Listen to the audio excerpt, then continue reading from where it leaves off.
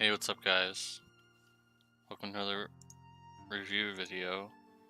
Today we're going to be looking at the Easter units. I'm not going to review things that have exclusive equipment because usually when Gumi makes these kind of things, wait, these aren't the free ones. I thought these were the free ones. I don't think these are the free ones. Okay, well, we'll get to that. Seems like this page wasn't finished completely, but don't really know what the chaining frames on some of these are. Seems like some of these might be just dupe frames, but this is a very low modifier, but it does give a lot of limit burst crust. If you triple cast this, it'd be pretty crazy. In any of these you triple cast, it would be pretty decent. I'm assuming these are only one hit, so you probably don't want to triple cast these, even though they have a, yeah. It's probably a backloaded move, which is pretty decent because the ignore defense. I'm not really sure what the HP drain is. It's not. I don't think that's gonna be very useful. The cover is what I'm really excited about, kind of, because it can in the future this can be provide a lot of shenanigans. Same thing with her provoke up down here. If there's an enemy who does thunder physical damage, and she covers it with her, I think with her TMR equipped or something. With her TMR equipped, I think it is. I want to be sure on this. Yeah, if you equip her TMR and you provoke or you like take single target thunder damage or AoE physical thunder damage, she'll absorb it. That's absurd. It's pretty crazy. Plus, I feel like this is what they're trying to make this a thing, like a tanky unit that can cover and provoke and also deal damage. The same thing with low while last well, but that was a failed experiment, I feel like. And I wanted really hard to like low while last well, but it's just not. You really don't want to use this cover. But I feel like for her it might be better because you get this 150% boost to defense, which is really good, really good.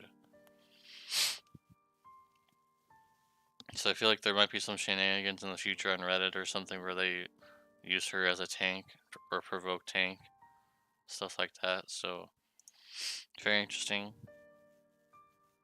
This would be nice to have if you don't have a lightning weapon. If you don't have Bahamut tier, you're probably gonna be using this ability quite a lot.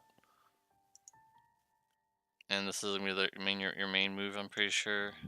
Because when I looked earlier, she doesn't have any other early chaining frames that I can see. So this is probably gonna be your main move. The modifier's low, but we'll get to why it's not the highest. Fills your HP and MP. You're only really caring about the MP because your healer is gonna fully heal you up at the beginning of the turn anyway. When you take damage, you're gonna be healing anyway. So the heal is not too useful, but the MP is very nice to have for sure. And 10 limp burst gouge is really nice to have. You're probably being triple casting this, so you'll get 30.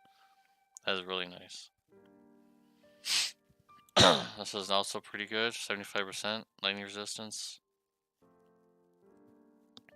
Pretty sure when she gets enhancements, this will be much higher. This will be like 104, maybe 110, somewhere around there.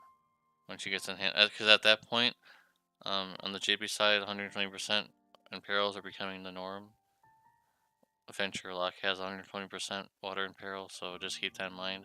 75% is pretty high for the current game state, but eventually that will not be enough anymore. So for now, that's really good. Don't know what these frames are because we'll figure it all out later. Could be Divine Ruination. This is pretty good. I want to know what her TMR unlock ability is. I don't remember what it is. 200% attack without a cooldown ability is quite good. You usually only see these kind of buffs on cooldown abilities, so this is nice. and it also increases your modifier. So they kind of stolen. They stole an idea from Charlotte basically, because she has some similar abilities like this. The not being dispelled part doesn't really matter, because you can't really you would never be able to be dispelled anyways, because it's a modifier. It's like an invisible buff, so it doesn't matter. This is not something like insane, like oh my god, it's mind blowing. But she does get triple cast for this ability, so let's see. Can she can actually double cast. That's actually kind of insane actually. That blows my mind. You can do this. You can do this and then use one of your moves. You like do this, and then next turn you have triple cast with a 200% attack point bonus. 200% modifier or attack bonus plus modifiers. That's crazy without any cooldown abilities. This is just, it's here. You can use it. That's really good. This is a really good Imperial. Available on turn 1, so you maybe, you probably can't use, you can use this. Okay, so she has a lot of, one-turn potential, like first-turn potential moves. Like, it's actually crazy that you can use your double cast for this ability. I'm not really sure what one you would prefer for first turn. Getting high attack bonus. I guess it would depend if you have any other outside imperils, because if you do, then you probably would want to go with this first. The lightning attack element adding is not so important if you have a Bahamut or another thunder weapon, but it's nice for people who have something like the saw weapon, or Squall's TMR. So this is nice. This is nice, and 20 LB gosh, so it's really nice. 4 turns triple cast. That's really good. Jeez, that's really good.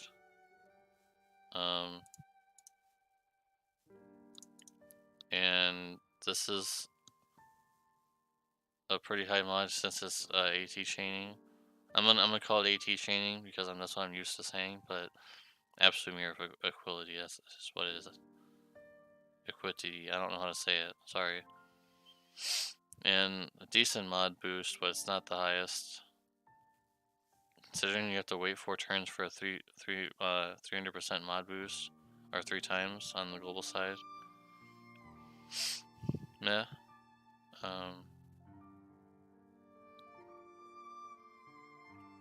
And storm calling is this move, so it becomes a much higher modifier. It becomes 7.3 times. It's okay, but it doesn't. There's no other stacking, so that's okay. And the defense is useless. You're never gonna use it for this, but the Limburst Cage filling is nice.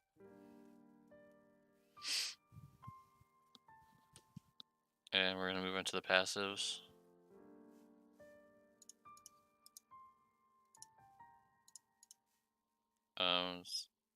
This is this is actually really good to have. Any unit that has elemental resistances in their kit are pretty good at. Paralyze and Petrify. Like I say in a lot of my reviews, these are really not useful because at most points, if you're going to be worrying about status immunity or status resistance, you're probably going to be full of status immunity. And if you're sharing this person as a friend, you please try to have full status immunity. EPing is not worth it anymore, guys. Try to just make your friend unit really nice for your friends. Very low, but I'm sure she gets more as offensive stats because she is trying to be like a tank, provoke tank too. Decent killers, but these are really, the machine one is good to have. The stone one, not so much.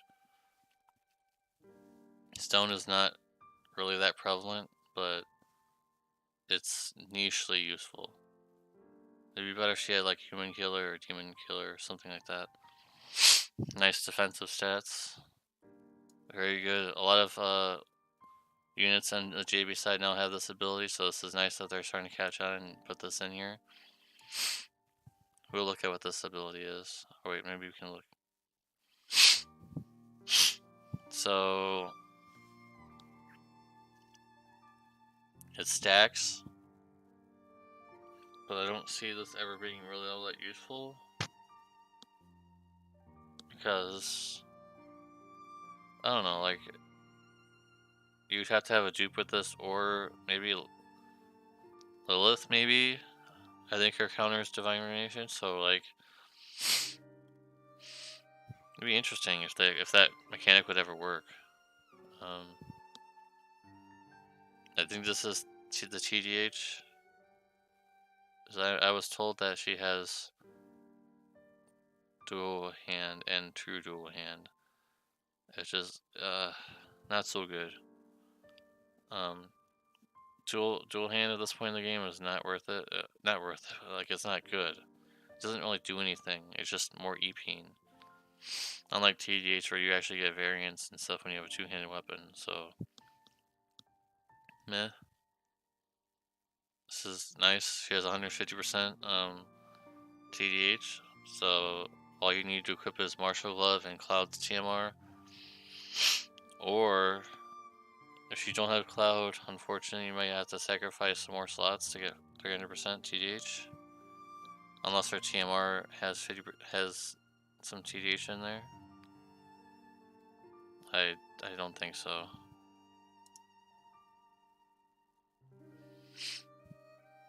The LB damage is a little disappointing though. It's only 15%. That's not that high, but I'm not the best at calculating Olympus damage, so maybe it is good. Giving them more attack and defensive stats, kind of like a whole asshole, like I mentioned. But I feel like she's gonna be more tanky, and getting physical. That's actually really good. This is similar to Bart from Xenogears. He has 30% evasion in his kit, so he's pretty easy to make into an evasion tank. So you can probably make her into an evasion tank if you ever need her. If she ever gets power crept or anything like that, you can just make her into a provoked evasion tank. It's not too bad. Some more defensive stats and attack. This is what I was looking at. It's only 100%, but 100% is better than 0%, so it's good. I feel like she's gonna have a lot of HP. She has a lot of HP passives. And it's very interesting that she gets a Limit Burst upgrade at level 120 instead of here for equipping her TMR, so we'll be looking at the Limit Burst upgrade in a minute. But Limit Burst damage 30% is really nice. So basically she gets 45% on her own, 45% Limit Burst damage upgrade. Then you would equip Squall's STMR or Kayano's TMR, or both. You don't want to equip too much because then you'll start sacrificing your attack, but maybe two of them, or Shura's Materia is nice to have. That gives attack. 3% attack and 11% damage, so that's nice to have too. Always want more MP. I feel like she's going to be lacking in MP. She does get 70%, but she's only getting 40% MP.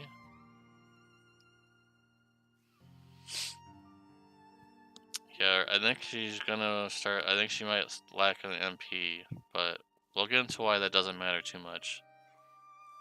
150% machine and stone killer. That's actually, like, I know I mentioned that it's a niche. It's a super niche, but like 150% of these kills, that's actually really crazy.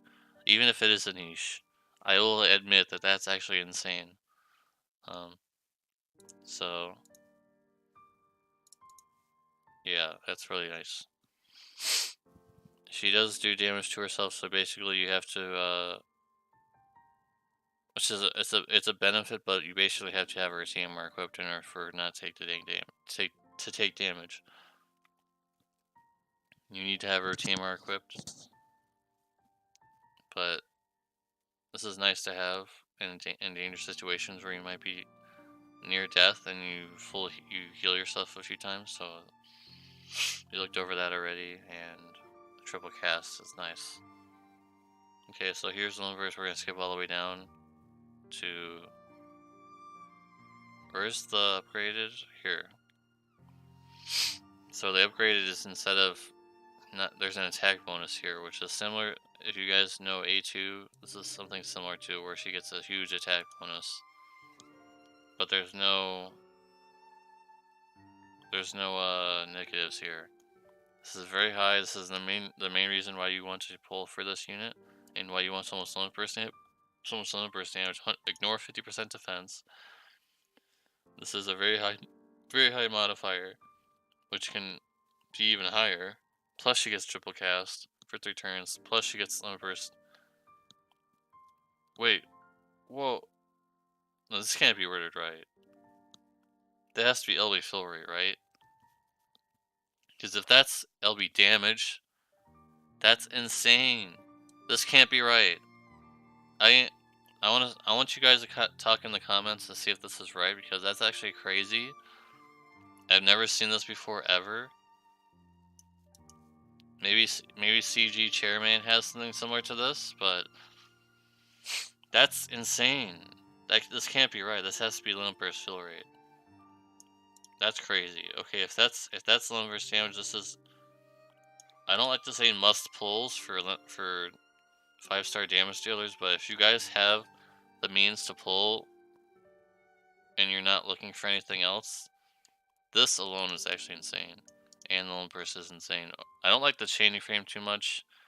I know on the global side this frame is... I'm not gonna say it because I butcher this all the time, so I'm just gonna point at it. This is the one. I know that on the global side, this is more popular on the global side. 60 is not hard to get. Gotta mention that. You gotta remember that she has 100% LB fill rate already in her kit.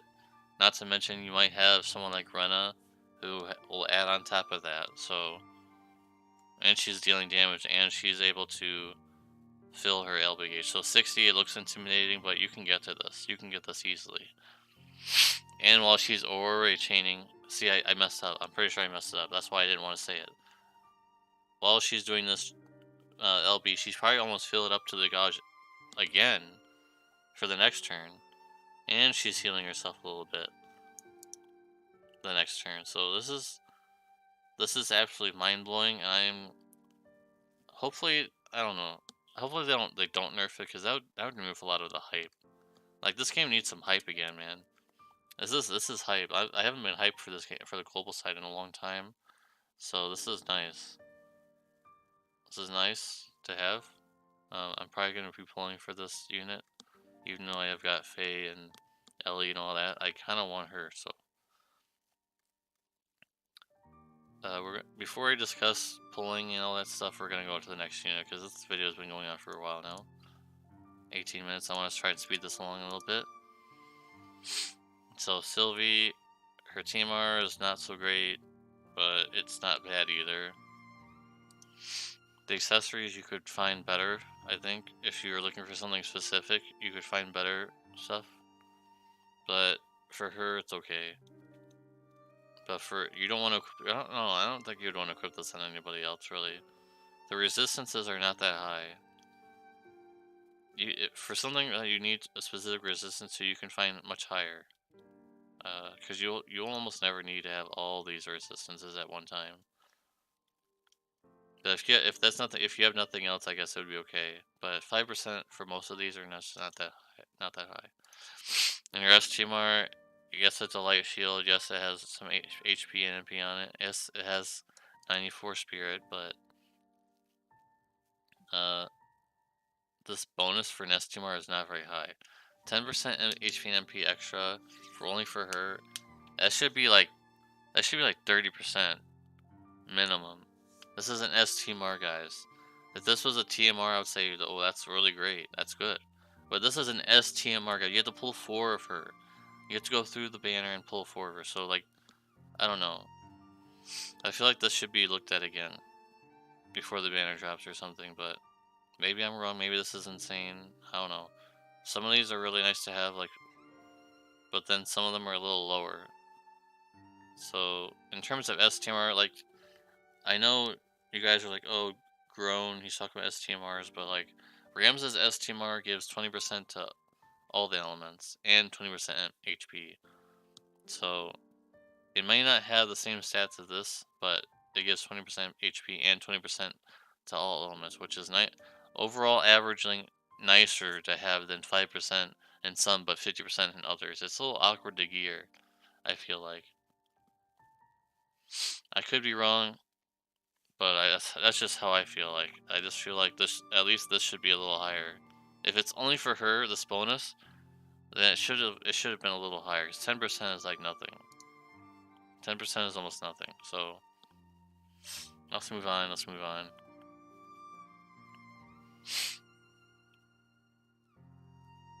I remember looking over this earlier. I remember this is pretty crazy.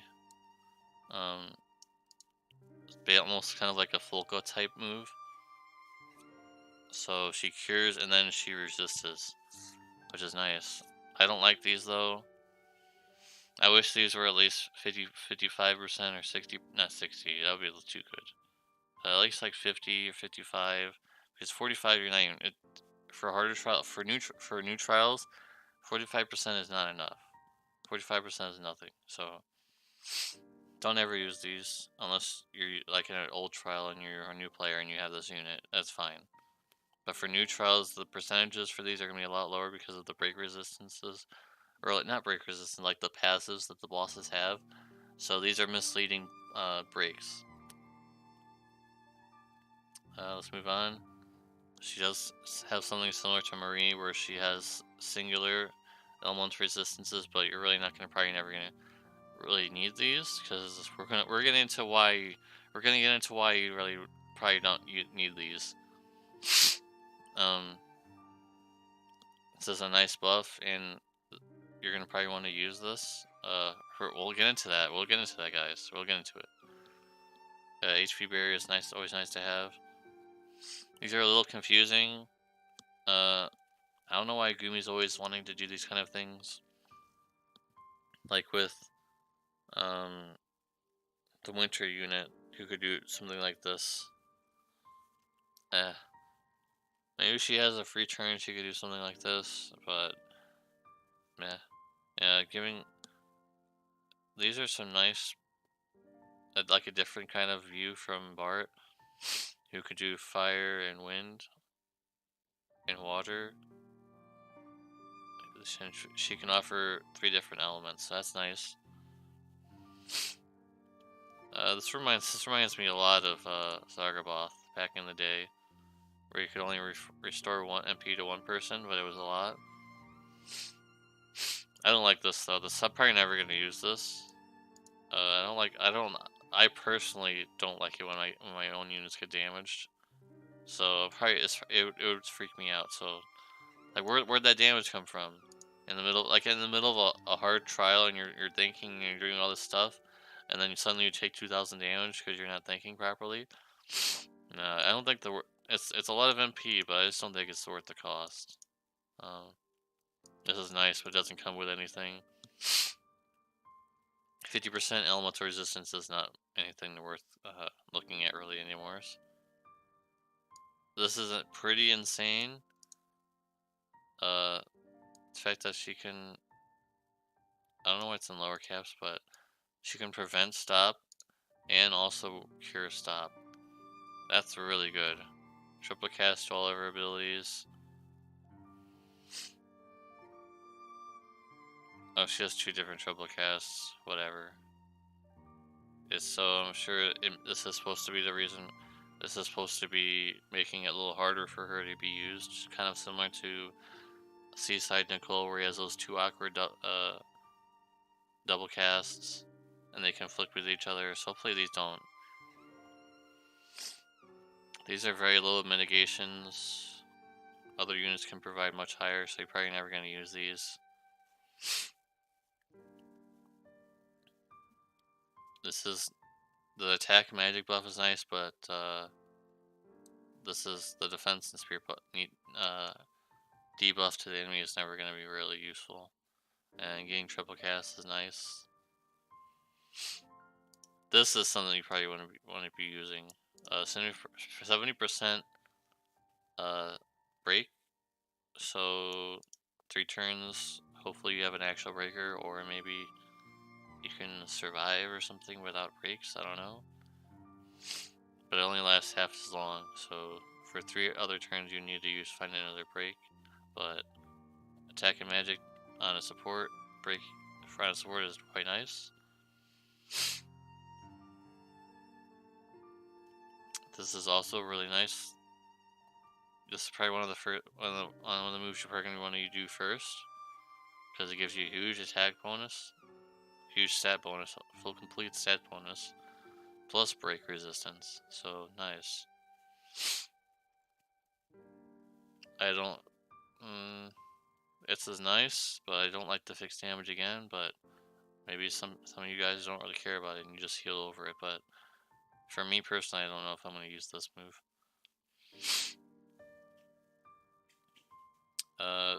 This is nice. This is nice. Getting some evasion is quite nice. Both magic and physical. Don't think it'll ever come in handy for anything for real, but I think it's nice. Nice to have. Heavy armor, what? So she can equip heavy armor as a support unit. That's interesting. So I guess you'd want to equip heavy armor, or else you lose out on these stats. Different kind of support for sure. 50% earth resistant, which is nice. This is nice, really nice to have. Believe me, it's we'll get into that. The earlier this was much higher. Earlier in the data mine, but it was reduced to 20%, which is still nice. Still nice to have. And I don't really understand what this means. Absorb MP from enemy spells taken. What?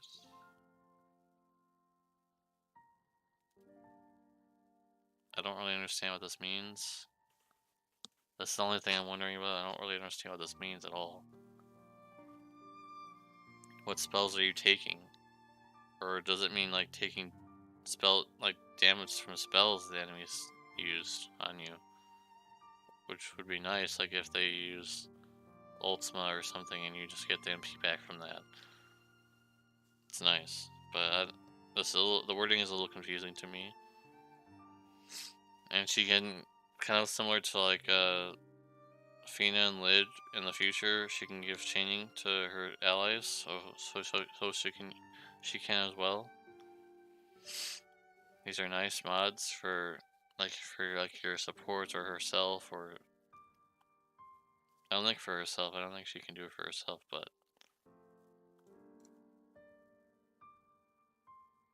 2-1 ally, so maybe she can. It doesn't say besides self or something like that.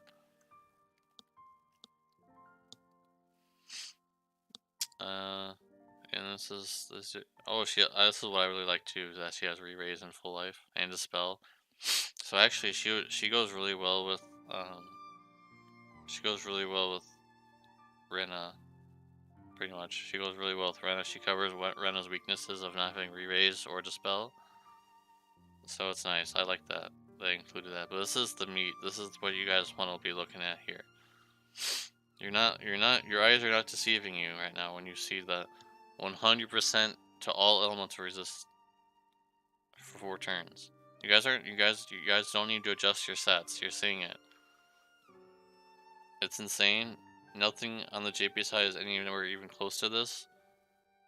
Not even close. Hope, the 5-star Hope has, I mean, he has some resistances, but not even close to this. So this is why you would want to have like Limit Burst, LB Flow Rate gear, or Auto Limit gear on her, because you want to get this up every 4 turns. And 36 is not hard to get. Not hard to get at all. So she starts out with 100%, and I mean she's basically guaranteed almost can always get that up. So I'm not saying that this is the only reason why you're bringing her to the fight, because she has a lot of other nice abilities, but let's be honest here, guys. This is what everybody's looking at. All the other abilities are nice. The magic is nice, but this is what most people are looking at. Let's be honest with ourselves. If this was not a thing, she would just be another support, and most people with Elijah and CG Nicole could just say, "Oh, it's nice support," but I'm fine with CG Nicole or Elijah. But now, it's like the meme. It's like the girlfriend meme, where they're like in the street, and the guy looks over at this other girl, and Sylvie would be the one that's turning her head. No, not, I mean the one that's walking past, and CG Nicole or your eyes should be the one that's looking at him. That's the meme. It's the meme, guys. All right. So just wanted to have a little fun, and that's about it in my review. So now, are they worth UOCing? If you don't have a support, yes, I think Sylvie's worth UOCing. If you don't have a 5-star damage dealer, I would say it's a little harder to recommend her, because if you're a free-to-play player or like a new player or an intermediate player, and you're thinking, you're like, oh, I need a 5-star damage dealer. I don't know if Esther is gonna be your call, because she's early.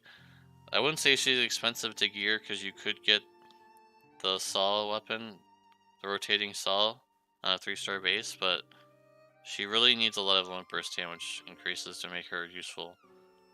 And I don't know if like most players will have that. She seems to me more like a advanced attacker, but if you want to invest in the future, you could try pulling for her or UOCing her. But I feel like the only one that I feel like I want to recommend is Sylvie. She's definitely UOCable, at least 2, or if you want to just do 1 and see if you can pull another. Because this is insane, and I don't feel like this will ever be power crept anytime soon. Unless Gumi wants more money and they'll just do something that has 120%. But yeah, so off topic, I just want to put something into perspective with you guys about UFCing and pulling. So yes, these units are really good, and I'm probably gonna go for them too. So I'm probably in the same dilemma as you guys, but I just want to put this in perspective with you. So this banner's gonna be coming out, and then after that, probably Xenogears Part 2, which I need to pull on for personal reasons. And then after that, Aerith. And I just want to make a small few minutes on this, that Aerith, if you guys don't have a 5-star healer, Aerith is your girl.